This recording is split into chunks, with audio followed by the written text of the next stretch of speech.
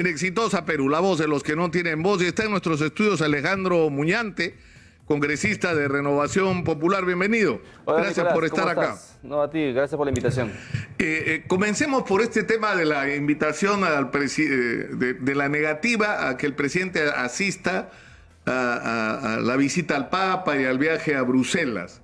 O sea, ¿por qué el Congreso de la República le niega al presidente? Es una especie de sanción. Mira, nosotros ejercemos nuestro derecho legítimo, constitucional, ¿no es cierto?, a permitir o no el viaje del presidente de la República. Al menos Renovación Popular, en los primeros viajes que se dieron, le dio el permiso.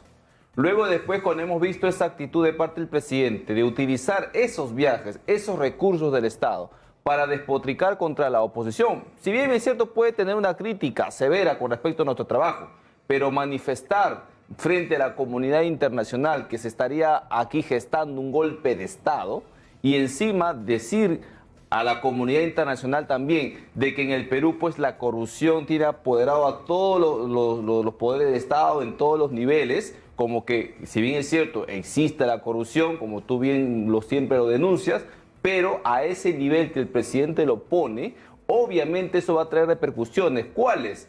El hecho de que se espanten las inversiones. Y lo que queremos nosotros es que un presidente no deje mal parado el Perú fuera, sino que brinde un país de oportunidades para que justamente vengan esas inversiones. Ninguna de esas cosas el presidente hace cuando está afuera. Lo demostró hace poco en su salida a la ONU, ¿no es cierto? Donde incluso se metió en temas que no le competen, como hablar, por ejemplo, de las Malvinas.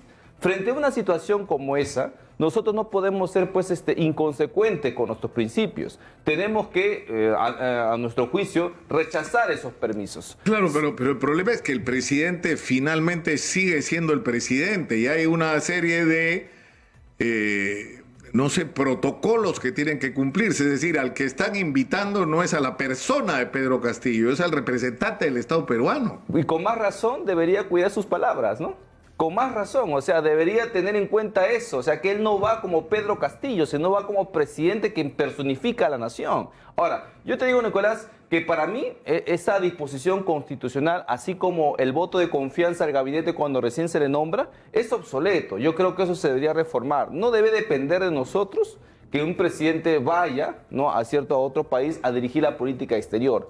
Pero mientras esté bajo nuestra disposición, ¿no?, bajo nuestra facultad, nosotros tenemos que ser consecuentes con nuestros principios. Si eso está bien o está mal, bueno, el público tendrá sus conclusiones. Pero de plano, yo creo que esa es una reforma que se tiene que hacer a la Constitución. O sea que la decisión está tomada, porque van a plantear una reconsideración, si es que no la han planteado ya. De nuestra parte, la decisión está tomada. Yo creo que hay otras bancadas que pueden reconsiderar su decisión. Yo recuerdo, Nicolás, que justamente para ir a la ONU, ¿no?, el último viaje que tuvo el presidente, Fuerza Popular le iba a dar el permiso. Pero se originó un debate infructuoso donde los amigos de Perú Libre, de la rama magisterial, comenzaron a pechar a los colegas de Fuerza Popular. Y finalmente, después de haber dicho que iban a dar el voto para el viaje, no lo dieron. ¿Por qué? Porque se originó un debate, ¿no?, es cierto, innecesario, que no supieron manejar muy bien los amigos de la izquierda. Entonces, no hay un cálculo político, es decir, una foto, una imagen con el Papa en un país católico es políticamente... digamos, puede ser utilizado políticamente, ¿no es cierto? No hay un cálculo en eso, no le vamos a regalar a Castillo, que supuestamente es un comunista, aunque en realidad creo que ni de izquierda ha sido, porque el único partido en el que ha militado, el único partido en el que ha militado ha sido Perú Posible, pero en fin, una imagen con el Papa es una imagen, insisto, en un país católico impactante, ¿no? Sí, yo sé, pero también se va a Bruselas, ¿no es cierto?, a reunir políticamente con la gente de la Unión Europea. ¿Y X motivo? O sea, la situación pero que es importante, la Unión Europea, por eso a lo que voy... Es importante. Pero a lo que voy es a esto, o sea, más allá de los cálculos políticos, el que en un país católico el presidente que no se representa a sí mismo, representa a este país mayoritariamente católico, se va a reunir con el Papa. Y el Papa seguramente le va a extender una bendición a él, no, sino a los peruanos católicos y al país entero.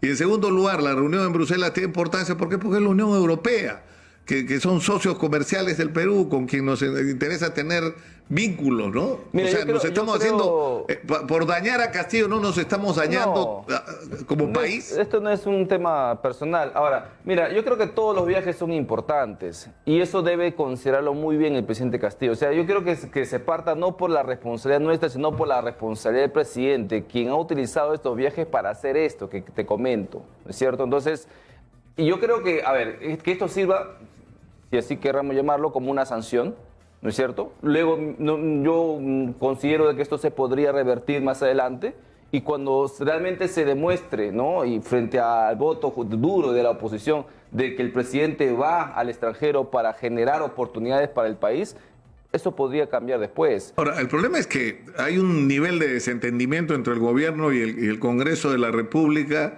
que hace difícil que la situación cambie si no hay una modificación de esta relación. Ahora, por ejemplo, ¿qué van a hacer con el canciller? ¿Va a haber va a haber una interpelación? Sí. Incluso se está hablando. ¿Por qué? O sea, Sí, ¿cuál es? a ver, la interpelación es para que dé cuentas el canciller de la política exterior que está adoptando el Perú a través de estos viajes que está haciendo el presidente.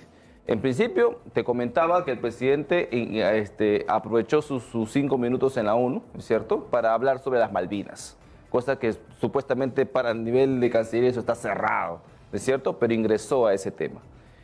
Habló que en el país estaba gestando un golpe de Estado, a pesar que la vacancia presidencial, como bien lo hemos dicho nosotros, somos partidarios de ella, es una herramienta constitucional, así como lo es la disolución congresal.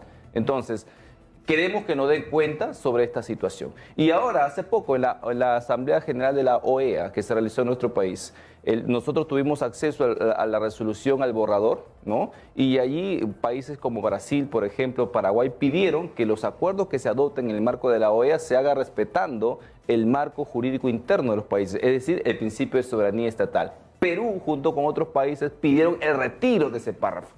Que nos digan, pues, si van a ir a la OEA a defender nuestros intereses o los intereses de estos organismos internacionales. Entonces, es necesario respuestas. Por eso es que se ha planteado la interpelación. Sí, pero es una tradición digamos, que los acuerdos que tome la OEA se cumplan en todos los países sin excepciones, porque si no tomas un acuerdo, pero depende de cada país si lo aplica o no, entonces no tiene ningún sentido que se acuerde nada en la Pero OEA. los gestos políticos son importantes, es decir, si un país pide que se respete su soberanía estatal para que quede bien en claro lo que eso significa, que el Perú milite por su retiro, estamos hablando de una política exterior bastante clara, ¿no? Porque pero en todo caso es una atribución del gobierno, ¿no? Es parte, está haciendo. Pero claro, pero por supuesto, pero esa atribución del gobierno nos afecta a todos. Y entonces, pero ¿en qué punto? Por tal razón, en este caso, ¿en qué punto? Por tal razón, creo que el canciller debería dar cuentas al Congreso sobre esa posición del pero no están ustedes en una especie de persecución, es decir.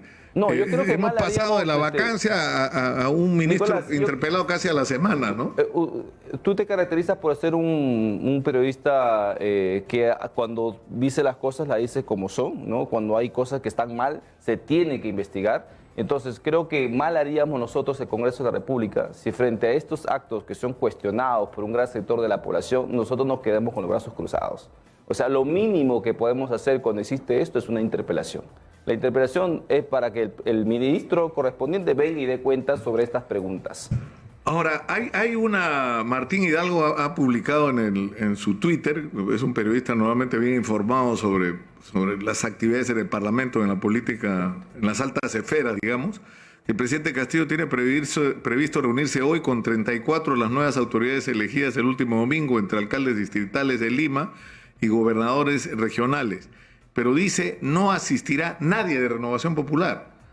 ¿Y por qué? O sea, no tiene lógica. Es el presidente que se tiene que reunir con las autoridades que tienen que ejercer mandato a nivel local y regional. Pero como bien dice, esto es una invitación, ¿no? O sea, no están combinados las autoridades electas a asistir, ¿no? Tendrán sus motivos, especialmente los de Renovación Popular, tienen la línea que está marcando el presidente del partido, hoy electo alcalde de Lima, de no conversar con el presidente. Esto no significa de que rompa relaciones completamente con todo el Ejecutivo, ¿no es cierto? Porque finalmente quienes responden por las carteras de manera técnica y política son los ministros. Y yo creo que los temas que tengan que ver con el municipio de Lima se tendrá que conversar con los ministros, no necesariamente con el presidente.